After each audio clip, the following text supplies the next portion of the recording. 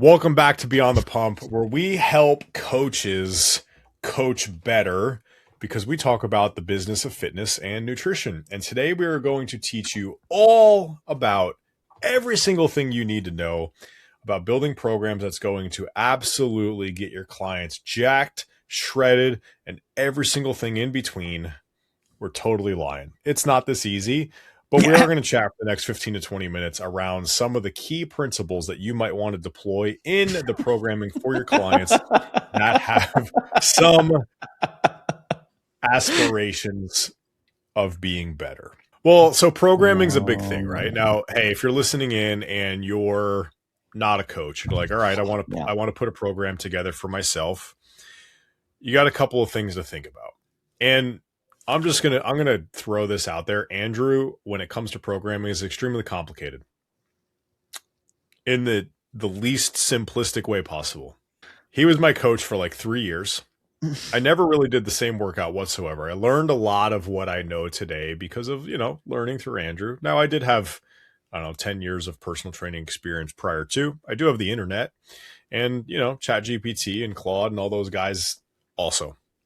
And they're great because when you're like, hey, get me jacked, it gives you a great program. Mm-hmm. But it doesn't know anything on any context. And that's the big thing, right? That is the big thing of understanding the programming and where you're coming from. So Andrew, I'm gonna ask this question. If we're going to start to build a program for somebody, what would you say is like, hey, big step number one? And I'm not saying like, oh, what's the goal of the program or whatever the thing might be, but like where is the basis? Like, what's the big thing that we need to start building a program off of? What's the foundation thing that we need to be thinking about? What needs to be answered first?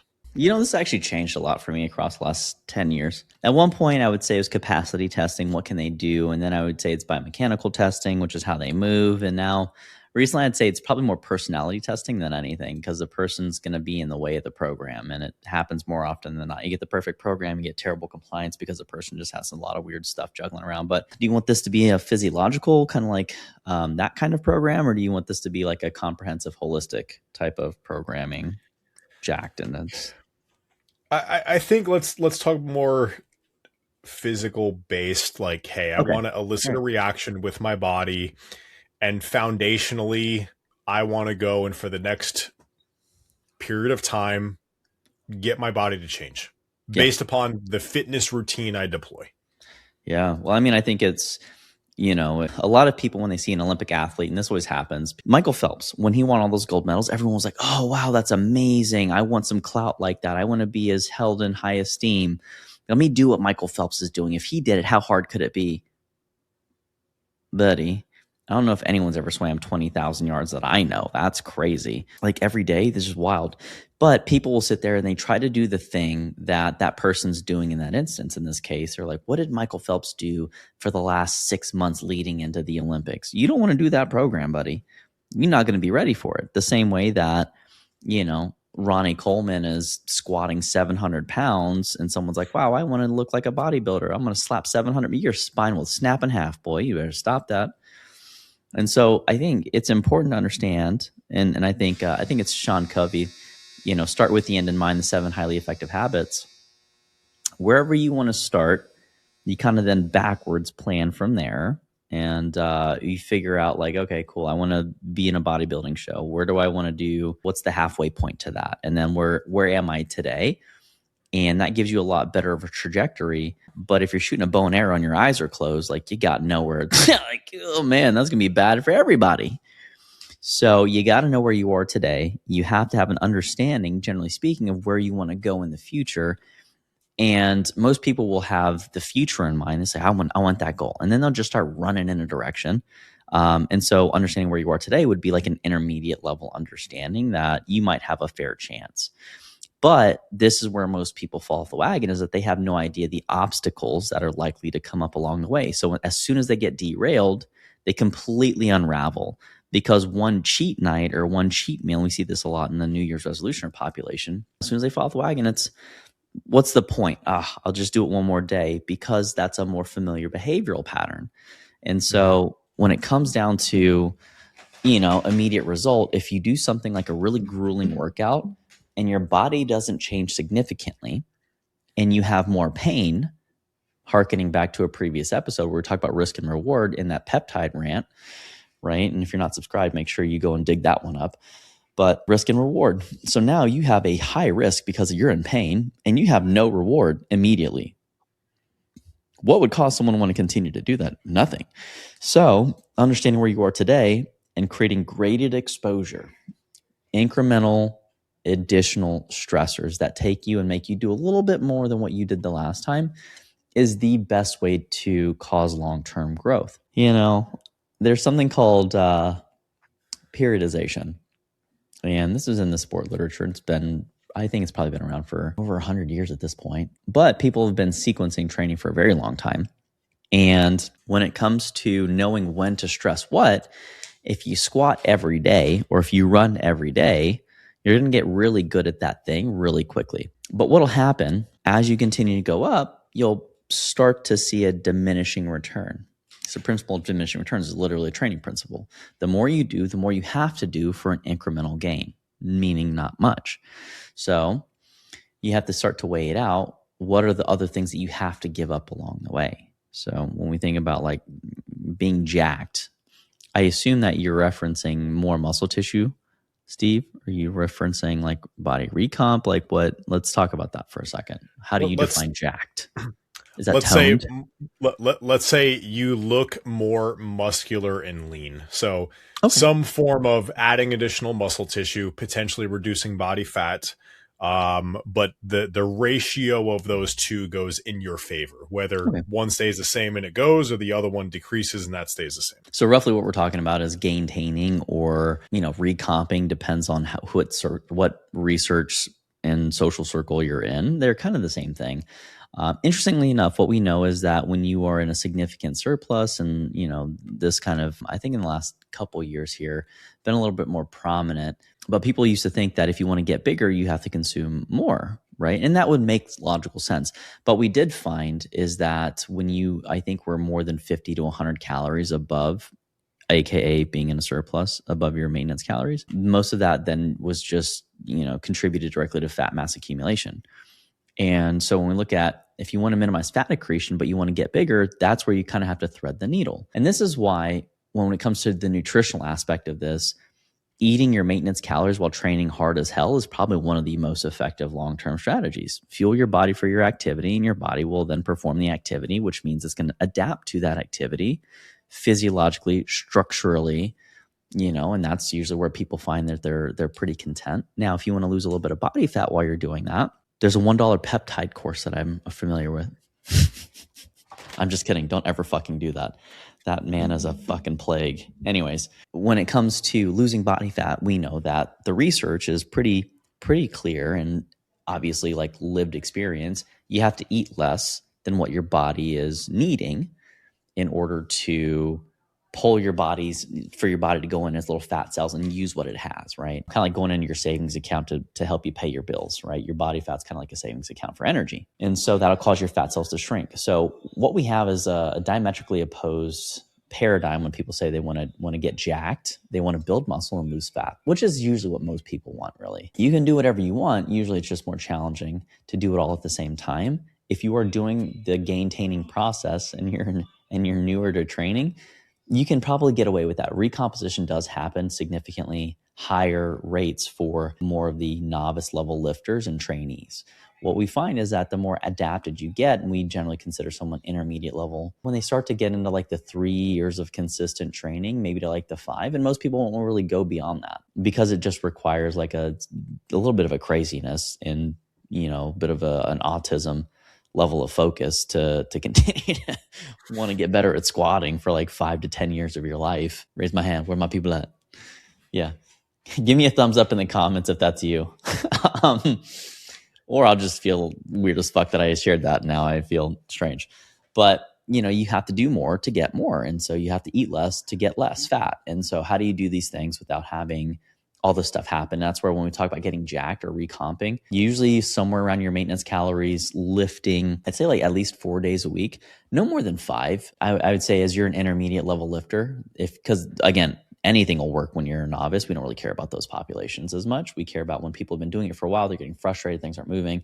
What do we want to do? How do we continue to get jacked, aka building muscle while losing fat? This is where you're going to have to get a little more precise with your training loading on top of maintaining kind of that gaintaining.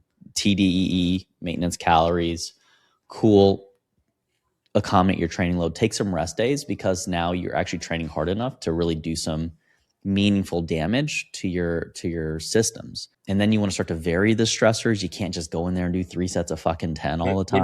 When you say rest days, you mean a couple of days throughout the period, not per week, right? Like once a week is fine. The Russians did an experiment on monkeys. They did these monkeys, and they did high volume monkeys and low volume monkeys. And they found that, I think it was like the high volume monkeys had a commensurate increase.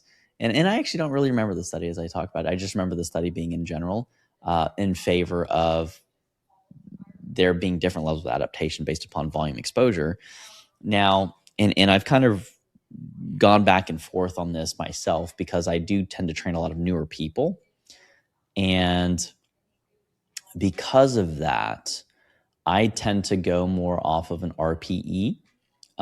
Because, when you think about programming this stuff, when we kind of move off of nutrition, hey, eat your maintenance calories, train hard is the suggestion there, right? Maybe drop it down, not even, maybe like 5-10% if you wanted to do a little bit of a cut just to prevent extra body fat accumulation. Not a terrible idea, but your strength and other things will probably go down a smidge, or they definitely won't go up. So you're not necessarily... you're giving up opportunity costs in strength adaptation, and strength adaptation causes more mechanical loading, more mechanical stress. More mechanical stress causes more muscle accretion. So you're giving up literally being able to build some bigger muscles or stronger muscles that, cross-section wise will eventually become bigger, but it's just kind of a mixed bag on that one. So, but when it comes to program design, I roughly equate it to this for most people when they're sitting across from me in consultation. If you want to stay where you are, lift twice a week, train twice a week. All right. If you want to improve it a little bit, kind of like a mild pace, 3 times a week. If you want to do a little bit more moderate, 4 times a week, 5 days a week is kind of the maximum recoverable volume for most people that are actually training hard. And yep, I know. You're talking about lifting. You could, and that's a good question, actually. This is a really good question. Because when we talk about getting jacked, we usually are referencing causing like musculoskeletal stress, not necessarily cardiorespiratory stress. Cardiorespiratory stress is a good foundational tolerance, though, because your aerobic system will dictate how quickly you can recover. And so when people are poorly they're just out of shape, so to speak, they're going to take longer, aka their maximum recoverable volume goes down. So it might be a backward step to suggest that people do cardio up front to increase their ability to tolerate more work. But we know more work is the quintessential element, it's traditionally load, right? But in order to tolerate more load, more exposure to more load, you have to be able to tolerate that constant recurring. Otherwise, you'll just drive your system into the ground. And there's something called overreaching, which is helpful. And that's what we call functional overreaching, is that where you do a little bit too much and your body needs some time to recover so it can get better than the stress you impose on it. But when we get into overtraining, this is where now you start to get burnt out. You don't want to have sex. You're just depressed. You're sad all the time. Like, guys, don't over caffeinate through that. That's one of the fastest ways to kill your gains in the long run. And that's how you turn into, like the dad bod, so to speak, where you lifted in college and in high school. But then when you're in your 40s and 50s, you have now atherosclerotic risk because now you just don't do anything because you're so burnt out of it. It should be something you enjoy. But, I would say the FIT principle, FITT, frequency, intensity, time, type, that's a really good way of creating a template for yourself. What's the frequency of squatting? Like if you want to have a heavier squat, how frequent do you need to do that? Every time you put that in there, you have to give up something else though. So if you wanted to do a marathon, that means you better run a lot, right? In different styles and different time frames and different speeds and tempos and whatnot. But that means that you can't probably squat as frequently because now you're having to allocate more time to running. Right? Same thing goes the other way. If you're a marathoner, but you want to compete in a powerlifting competition, you're going to have to give up some of your time doing that. So there's always this finite resource and conversation in the background that most people just don't really consider, is that you have to be comfortable giving up something or at least maintaining it. And that's where we start to get into, well, I don't want to lose my cardiovascular capacity, or I don't want to lose my squat and my leg gains. Okay, great. So that means that now you're going to have to find a creative way to start to stack these demands, so at least you don't go backwards while you're building something else up. And that is why periodization is so important, because you can have everything you want, but you just can't have it all at the same time. And to have like the perfect human training principle, program, like frankly, that would be like a 10-year build for most people. And I don't know anyone that's doing a 10-year long program, but. So I'm just going to say here, for $1, I'll give you my 9 workout split a week that I'm running, and it's going to make me jacked. So forget everything Andrew just said. $1, you'll get everything you need. We'll do it for 97 cents, actually, right, Steve? Yeah, we'll undercut it. We'll undercut it. Yeah. 3%. We'll give you a 3%. We'll give you a 10% discount. We will. We'll give you a 10% discount. And we'll give you access to our school community. Yes. Mm-hmm. Also yeah. So if you're not a part of that, we do have daily research articles that get posted there. Like there's a ton of great value. So you're definitely going to want to get in there. Frankly, we care about the truthfulness of our sources. So, womp womp. That's all I got for you. You got to lift a lot. You got to eat a lot relative to your capacity and tolerance. Do more than you did last time. There you have it. Some ways to think about your programming. And I know you thought we were going to talk about the best exercises to make your quads pop, but we're not.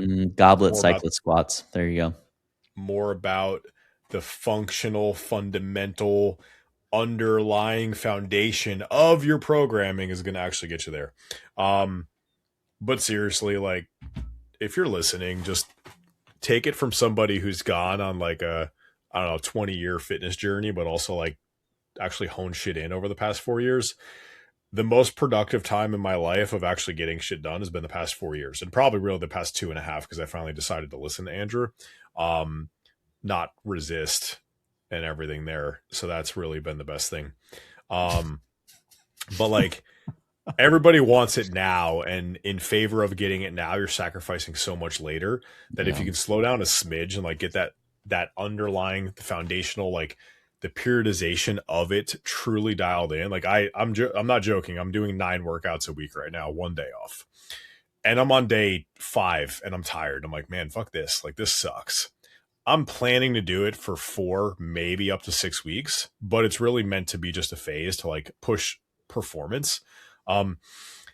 But when it's time to not do that anymore, I got to get out of it. And I'm coming off of a phase where I lifted twice and did jujitsu twice. So it's like, it was intentional, and it is intentional. It's a lot of load already. I never dread the idea of working out tomorrow, ever. I have 2 workouts tomorrow, and I'm dreading it. And I'm like, man, that's going to suck. So, but I get to rest and eat some food and like recover and all the components, and it's going to be great. And I'll see how I feel, how Sunday treats me, and do all the things. But it's designed around intention. Am I doing the best way possible? Probably not. Am I doing it the worst way possible? Also probably not. But it's what's kind of working, and just diving and learning and growing and doing the thing. So, yeah, just so everyone's aware, the normal recommendation for increasing load weeklies and monthlies is a 10 to 30% increase. It's not to one double it plus 20. It's at what, 2.25%. 225% of the volume. Yeah. Yeah, whatever. Confused at why you're confused. I'm not confused. I was just doing the math. The wild thing. So it's funny. Whoop. I've had an on and off relationship with Whoop for a long time, and it's like, I no longer like do things with it. I don't take the info I learn and like apply it. Like, it's irrelevant at this point in time. Then they came out with like their pace of aging and just all of this stuff, and I was like, I want to make sure I'm aging well and blah blah blah. And I've been wearing it, and it's like keeps telling me like, oh, your pace of aging is 2x, and I'm like, man, what's going on? And it just hasn't been great. But the funny thing is, I never started any of my workouts. It never tracked anything.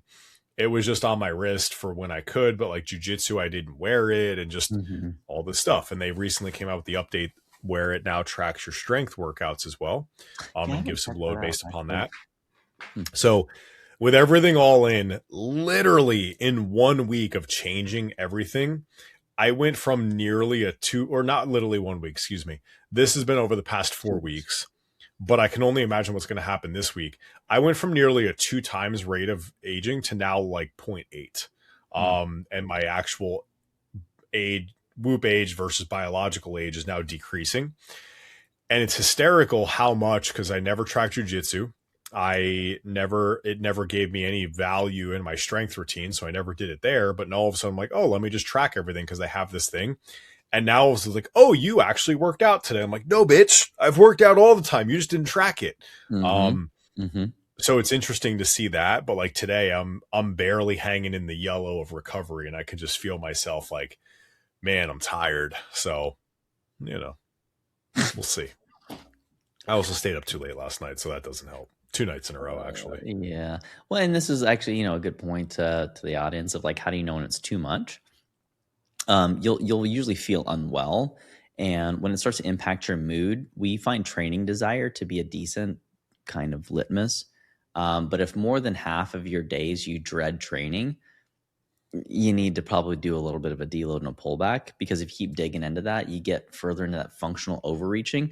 When your performance starts to degrade, that's usually when you're going to need to take a little bit longer. So sometimes they're good prophylactically. Premeditated deloads, I don't really, the research is kind of a little more strong on that of you don't necessarily need to do that. You should definitely listen to your body and look at your performance. But if you're just starting to feel depressed and like a little, down the street versus across the roadie, you probably should A, go get mental help, and B, take a chill pill. Go on a Dig walk in instead. harder. Go harder and push by 225%. Damn it. Mm-hmm. Mm-hmm. Sometimes you just support your friends. Yeah, You exactly. just support them. You love them. You say, I'm here for you, and I love that for you. All right, gang. We appreciate you listening in today. Hopefully, this was helpful. Think about that programming. Think about that periodizing. That's going to be one of the biggest game changers for sure. And of course, stack those standing bicep curls in there, because those are the best thing that you can do to get your arms jacked. If you don't believe us, Appreciate just you. do one side. Yeah, just one side. Just Just one one side side. for the next 3 years, and you'll see. There are You'll people that see. do that. They're on social media. There's a guy that just does one shoulder trap shrugs. Dude, Yeah. it's like gnarly. So Yeah, I'm not down. I don't need a spinal issue just because I felt like proving a point on social media. So we appreciate you listening to Beyond the Pump, where we break down the business of fitness and nutrition. If you got any questions, throw them down below. Subscribe to the channel, like the episode. Let's have some fun and see what your favorite exercise is. Later, gang. peace.